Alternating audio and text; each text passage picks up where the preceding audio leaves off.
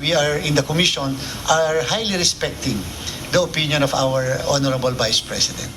Iginagalang ng Commission on Elections o COMELEC ang pahayag ni Vice President Sara Duterte na hindi siya naniniwala sa lumabas na resulta ng 2025 elections. Sa kanyang talumpati sa Malaysia, sinabi ng pangalawang Pangulo na ang paniwala niya ay nanalo ang ilan pang pambato ng PDP laban. Tapos na naman ang kampanya. Totoo yun. Pero bakit nandito si Attorney Hinlo, si Attorney Bondoc, si Dr. Mata? Kasi po, para sa akin, at alam kong totoo, nanalo po sila sa eleksyon nung nakaraan. Dagdag pa ng Vice Presidente, may nakausap siyang IT expert kaya hindi talaga siya makapaniwala sa election results.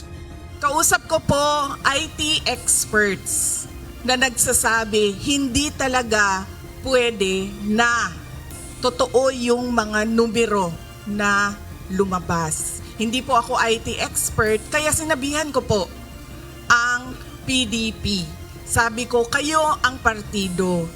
Questionin nyo kung paano ginawa ang proseso ng bilangan. Ayon naman kay COMELEC Chairman George Erwin Garcia, mas pinili nilang hindi na sumagot sa isyu.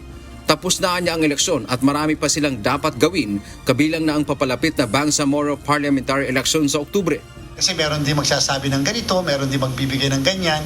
So kung lahat na lang magbibigay ng komento, ang COMELEC, magugulo pa yung sambayanan. Sa amin na lang po, ang importante nito, tapos na po kami sa election ng 2025 and we will proceed with the Bangsamoro. Dagdag pa ng poll chief, maaring pagbatayan ang inisyal na resulta ng random manual audit sa idinaos na halalan. Lumalabas na 99.997% ang accuracy rate ng makina sa manual na pagbilang ng mga boto.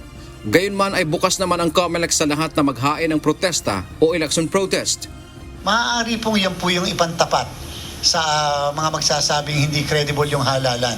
Yan pong random manual audit. So talaga naman po hindi natin mapipilit ang lahat na paniwalaan yung lahat ng resulta. Samantala ayon sa Malacanang, libre lang namang mangarap pero igalang na lang sana ang resulta ng eleksyon. Kaya nga po, yan naman ang nakikita nating gusto nilang gawing naratibo.